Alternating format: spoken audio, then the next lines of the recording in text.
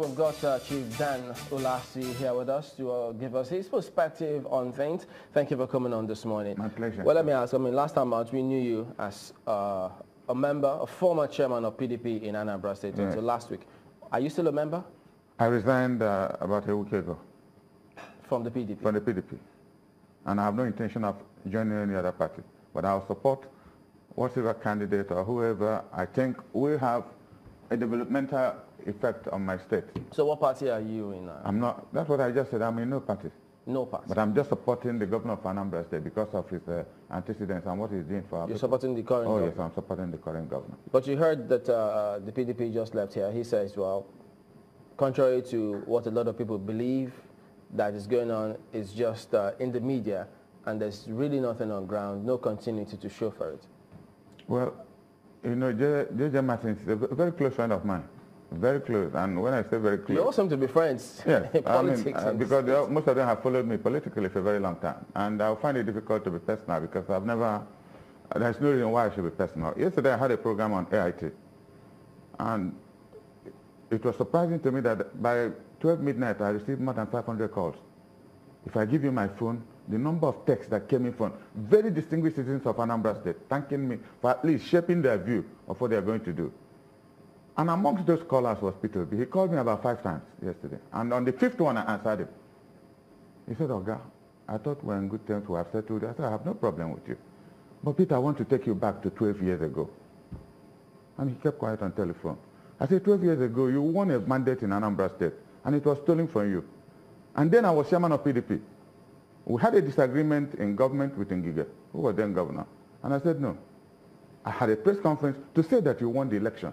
When I did that, Peter B, had I met you all my life? He said, no, sir. Only yesterday. I said, people think in this country, before you do anything, there must be something going behind the wheels. He said, I never met you. Les Jacob Nwokolo had to take you to come to my house. And I said, is it the Peter B? I never met you. I don't want to say all that has happened. But 4 years ago, most importantly, you brought out a young man. I don't want to say how that young man, who is now governor of Anambra, came out. It wasn't Peter who brought him out. It was Victor Man who brought him out, not Peter. But the governor supported him? Oh, yeah. He had no alternative because he wanted an Obaze. I don't know what his business is with the Obazes. He wanted him at that time? At that time, yes. He was, that was his prime choice. And later he gave the Anambra North people an opportunity to bring out a candidate. They brought out a candidate whom he didn't like because of his religious inclination. I don't want to go, because Peter has split Anambra State. Unfortunately, that person wasn't the kind of candidate we would like to. But 4 years ago, most importantly, people should have asked him. 4 years ago, this was a man, a chartered accountant, rose to the rank of executive director of a bank, and Peter took him all around Anambra State to be the best presentation anybody could have. And there was little doubt about his qualification, his ability. And Peter said if he was able to manage a bank at this level, that he's confident that whatever he left behind in Anambra State, he'll be able to take care of it. One would have expected, and I was asking him this yesterday, if if Willie Obiano had not done well, why didn't you press conference, national press conference, tell a number of people what this young man has done that has made you change your mind just after 4 years? He hasn't done it up till date? Well, to the best of my knowledge, he hasn't done it. Well, when you say that he has split Anambra State, there are those who would religiously. Oh, you know, okay. We used to be a homogeneous Christian state. Now you talk about whether you're a Catholic or you're an Anglican or you're a Pentecostal. That is where we are degenerating now, and it's unfortunate. And he studied that politics. But most importantly, I asked him yesterday, or rather I told him yesterday, that the time Ojukwu said he will not go for a second term, Ojukwu refused this time Peter Obi going for a second term. A day after he went to Oka, Ojukwu went to Oka and raised, now senior advocate Emeka Etiaba, raised his hand up as the candidate for ABGA. Peter went, if I say he was crazy, it would be an understatement. Ojukwu refused to see him in his house. It took this same Victor to go to Ojukwu's house and prostrated. Because I called Ojukwu on telephone asking him, why are you doing this? Why did you go to Oka to raise the Emeka Etiaba's hand? He said over his dead body, that this young man has been so disappointing that I should come to his house. And I came to his house and saw Victor lying on the floor, begging Ojukwu to allow Peter to complete his second term. We can't verify any of those now. No, but they are, apart from Ojukwu, he is dead. Victor Ume is alive, and because he was the one who took Peter and went back to Ojukwu's house. About this particular scenario now, these forthcoming elections and the goings on between the current governor and his predecessor, what do you think went wrong? Well, I was listening to my friend, and he hardly ever said what went wrong, other than Anambra. He said there's no continuity. Well, I don't know what continuity meant, because he was Commissioner for Information. And I would like a situation where you people will bring him back, and probably I'll be around. Because he was Commissioner for Information. Go to ABS, and the newspaper of Anambra said, when he was Commissioner, it was a sorry sight. Chamberlain, if you go to ABS now, it's as good. I don't want to write down your station. Your own is a child's play for an ABS in Oka. I'm telling you, it looks first class. But he was there running around because it's the concept of continuity. The concept of continuity. Oka was a glorified local government for 8 years. P2B was governor. If you're passing through Oka now, over flyovers, you wouldn't know when you pass Oka. So what is but he saying? Most importantly, what was he saying, or what he said that look? He had some of the roads. That's freedom of expression. I'm coming first. You see, the governor, when he launched his mission statement and vision, he had 4 cardinal principles. One is agriculture, industrialization, trade and commerce, and then oil and gas. But he showed some enablers. You know, by the time Peter was governor, what was rife in Anambra State? Kidnapping, armed robbery, all our big shots, nobody came home. But I tell you, in the past 4 years, people in Anambra sleep with their 2 eyes closed. Security has become, you're a journalist, you should know, because you write about this, everything that, until recently when some warlords came in from South Africa and got themselves messed up. What do you say to those who say that, well, a lot of this, what you've just said now, was made possible because the former governor, from what he said he left over 75 billion naira in the account. Well, so you know, there had been a dispute about the current, because at the end of the day, it was 9 billion that P2B left. It's not true. Not 9 billion. Over 75 billion? That was falsehood. 9 billion, and I would like you to invite officials of the present government and invite Peter to tell us how this 9 billion was left. Because the claim, and I saw him claiming that P2B has no property anywhere in this country. This is the greatest fallacy of the 21st century. Peter owns a company called Next International. He's probably the biggest property owner in this country. I don't talk of the big shopping mall in Abuja. His younger brother controls everything he did. Is there anyone in Anambra? Oh yes, there's ShopRite he has at Onitsha. Everything about ShopRite is P2B. He annexed a land in my town through an offshore company, and he's building something there now. Let's get back to these funds, because we can't, can't actually confirm or deny some of what you just said, but about what he has said himself now, that having left over 75 billion, there was a breakdown. He said there's over 25 billion in local investments. Is it the last guess that was saying? No, this is what credited to P2B that he said in different fora. Over 25 billion in cash in the bank and over $156 million in the bank. To the best of my knowledge, you know, there was a time serious controversy arose about the actual amount of money. And Anambra State government came out and said exactly what was left. And the number of contracts he had already awarded that consumed what he was pretending to have left. He awarded contracts in excess of 100 billion to individuals and never paid. And this government is carrying on with it. So it's not just enough to say that you left 10 naira when you're owing about 30 naira. That's not good economics or good accounting. I didn't understand whether he knew what he was saying. But because this governor has to maintain the services he left behind in terms of contracts awarded. But in terms of how politics is playing itself out now in the state, different people crossing over to another and carrying on, is this going to rub off negatively on the camaraderie and on the part of the people themselves? But you see, what is unfortunate now is P2B was handed over APGA by Ojukwu to maintain some level of status quo. He didn't allow Ojukwu's spirit to rest. By the time he left APGA and ran over to PDP, the first thing he did was to take over PDP at the national level and join Jonathan's administration. In 2011, Jonathan had almost 6 million votes in Southeast. When Peter Obi took over as his campaign manager for the Southeast, that vote dropped to 3.5 million. And Buhari beat Jonathan with 2.1 million or 2.4 million. You can see where the failure of Jonathan came from. Is that good management? He didn't wait. He jumped into the party again, seized the party. By the time he was seizing PDP, I doubt if he was a card-carrying member. Organized a primary in collusion with these guys who are in Abuja, in collusion with them. And people came to do a primaries without knowing the delegates that were supposed to vote for them. In the morning, they brought in new delegates and they voted. That is the controversy you now see. Some people going to court. Others, some have left to APC, and some say they will see it out. And many are supporting, like you said, told him, many are supporting the president governor. So is that a show of credibility on somebody that suffers so much? If you remember, this young man called Peter Obi went through up to Supreme Court to be able to get his mandate back. Is that the show of trust? Is that the show of honesty about what he's doing? Because you bring back somebody to the whole of Anambra State, that this is the best material available. When suddenly did Obiano become They said they had an agreement and then he didn't fulfill the agreement. Well, he should have told you what the agreement was all about. Because I know, to the best of my knowledge, that the Catholic bishops in Anambra State have held not less than 20, reconciliation meetings. Between them? Between them. And you think, it wasn't being hidden. Only recently, Father Tabo died, the former principal at CKC, and all the bishops held them in one room.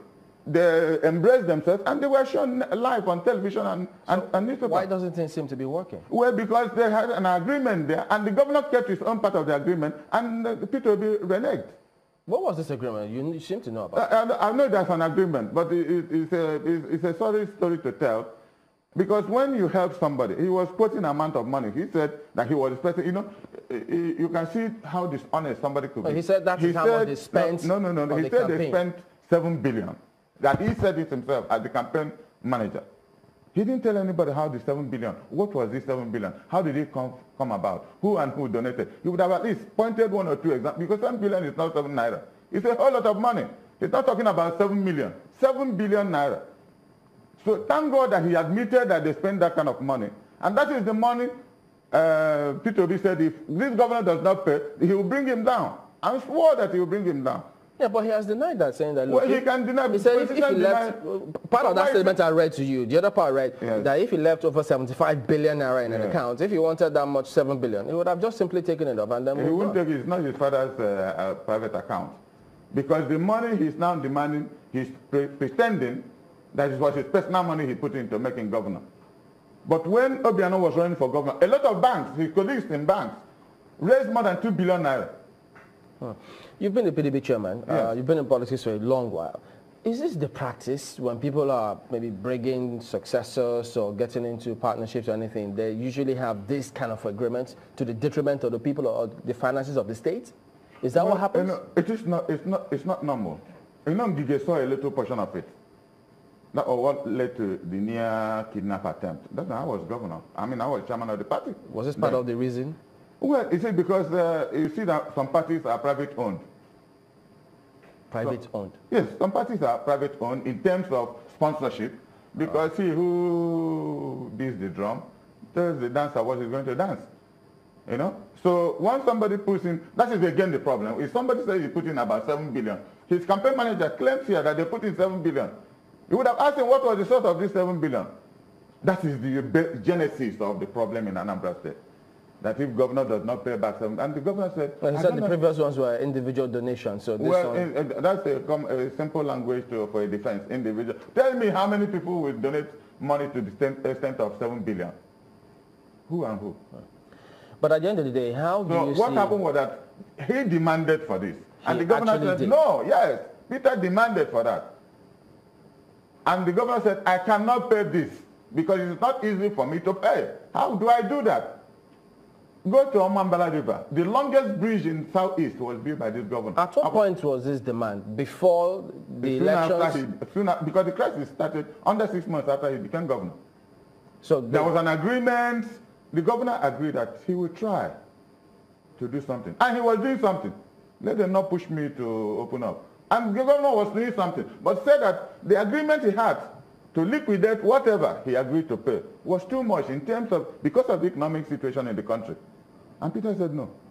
And the governor stopped. It was after the funeral of Reverend Father, I just mentioned his name, their principal at CKC, Tabo. They met in one room with Catholic bishop, and so I'm not telling you something that happened in the air. And he agreed again, but at a reduced volume. Why did the governor agree to this if he knew? Yeah, because he's only telling you that he's a good man. Because that was what happened in PDP.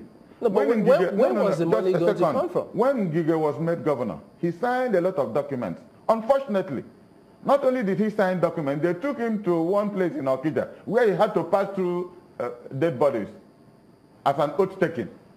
But when he became governor, he reneged on that agreement. That was why those who made him governor started a war. Because I normally have to have a concept. If you don't want to be a thief, please don't look at those who are stealing. But if you are part of a stealing group, you must share. Because not after stealing, then you refuse to share the loot. The EFCC has some job to do here. A lot of job to do. Let's go to Markwa. She's got a question. Markwa? This is just politics between, the current governor. This is nothing new. This is something that they usually see between those who've been in office before and their successors, and they don't know why it is that this politics is being. These politicians have chosen to wash their dirty linen in public. Is this really very healthy for those who want to come and participate in politics? Well, Mauke, I will agree with you entirely. It is not healthy, it is dirty. But unfortunately for most Nigerians, politics is business. Unfortunately for most Nigerians, politics is business. But when they find out that those that they have assisted, because I will call it an assistance, because a lot of people assisted Peter also to be governor. You see, when he's saying this, it looks like he's a superstar. It wasn't anybody. He had no address, politically speaking, in Anambra State. By the time he emerged, nobody knew whom Peter Obi was. Nobody. But he was a good Christian, or so most people believed, until he went into office. So tell me, if he was able to do 8 years without interference from anybody, and he hasn't told a number of people that this chap is incompetent, at least from his mouth, as somebody who sold him, other than the one I'm now hearing from J.J. Martin Suzadike, who was a commissioner under Obiano. Why did he sack them? That was when Peter started plotting. The present candidate Peter has just brought out was secretary to the government, and they were the people, after every executive meeting, they will relate to Peter Obi everything that this young man is doing in government. And he said, no, we can't be running two parties here. That's how he removed all of them. So, Chief Olasey, in your opinion, the current governor carried on a successive plan to finish up the projects that were led by the previous administration? Comparatively speaking, I doubt if any governor, past or present, has done, because building of roads is a visual aid. Tell me what is more important than security. When my father died in 2009, all the top people at NEU came with about 20 mobile police. Today in Anambra State, people drive without a mobile police. People attend function. People stop at Amobe to buy corn and coconut and pear to take. It wasn't the fashion in Anambra State.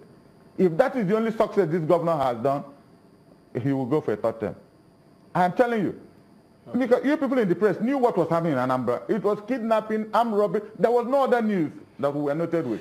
And he came and directed his attention into security and achieved it. I think that would have been something Peter Obi should be grateful about. But that the person he put in was able to do something, wonderful. I'm sure the concerns of the Anambra people who I know are watching will be that their governor is going into agreements to their detriment. And Chamberlain asked that question. How would that help in infrastructural development and in building the state if you're going to agreements that will not help the people of Anambra State? Well, let us not say something that as if we're all coming from the moon. When Buhari came out and said that there was a phraseology he used, I'm alone, I'm for nobody, and something. He knew he wasn't being honest because people put him there, people contributed money. If you know the amount of money spent on the day of an election, word to word, you will shudder. That is why good people can't go into politics in this country unless somebody is aiding you. It is tremendous expenditure. Let's not deceive ourselves about it. But do you think in America, for instance, they spend their own on TV ads, which people know. It's a whole billions of dollars. Politics is not Hail Mary. It's serious business all over the world. But is there honor in it? There is honor in it. That's why people like us haven't profited. I was in PDP for 16 years, and you know that. I was never a board member. But of all the governors in the Northeast, I was the chairman of all the screening panels in PDP. Because they knew when they wanted to do anything honest and serious, they would send me. But they never gave me any appointment, even though there were reasons for that. Obasanjo had to explain to me what happened. But I don't want to go into that. Well, I know you said the governor is going to go ahead and get third term, if possible. But, yeah, because of what he has done that is on the ground. What he has done is on the ground. A number of people have never seen it before. Because all we were used to is people firing guns all over the place. But you don't see it today. That is enough for us. That people, nobody tells you, you're a state of armed robbers, a state of kidnappers. At least it has reduced to the barest minimum. You say you're observing from a distance and you're supporting the government because you think he's doing something good. But at that time, too, the people did support Peter Obi. Do you think that with him coming forward and campaigning for another candidate, isn't that going to be divisive, such that they will split the votes that would have gone for the governor? Nobody, like I told you, I spoke with Peter Obi yesterday for almost 10 minutes on telephone. I was coming to the airport to meet your invitation. And I said, Peter, if you want, let's sit down and talk. And we discuss a lot of things. And I don't want to, let it out like that. But I only told you the one that I think are not serious. Because if I think of what I discussed with him yesterday and what his agent is saying this morning, there's a whole lot of dishonesty. This is why this country is in trouble. And like the German philosopher Goethe said, the world is in trouble, not from the very foolish or from the very wise, but from the half fools and half wise. That is the problem we have in this country. Like somebody was asking me yesterday at AIT, and we are classifying, looking at all the political parties. And somebody mentioned about APC. I said that all of them are very close friends of mine. I said, but the unfortunate thing is that the dancing we are having in Anambra today, we are doing a python dance, which is a very dangerous dance. For a government, in our southeast, for a government to openly say they are sending their army to do a python dance on your children. And I asked that person, until we finish this python dancing, we will know how many people have survived and whom they will vote for. All right, Chief Olassie, we'll anchor at that point, and we hope that the elections there will go on peacefully without any, hopefully, rancor that cost dearly.